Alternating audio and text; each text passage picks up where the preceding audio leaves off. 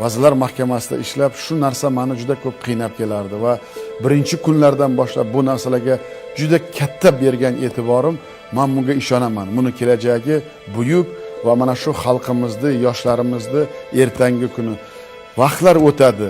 10 yil, 15 yillardan keyin mana shu hozir qo'ygan poydevorimiz o'zini juda katta salohiyatli natijasini bildiradi. Bugungi tamal toshi qo'yayotgan ikkinchi bosqichimiz 3 milliard dollarga teng bo'lgan katta loyihalar, lekin bu baland marra, baland natija beradi. Iqtisodiyotimizni barqaror qiladi. Bugun 2025-yil 21 oktyabr IT Park majmuasining ikkinchi bosqich qurilishiga tamal toshi qo'yilmoqda. Mehnatimiz bilan, irodamiz bilan, bilimimiz bilan buyuk bobolarimizga munosib bo'lib, albatta biz dunyo hamjamiyatiga ishontirdik, inontirdikki, bizning kelajagimiz porloq.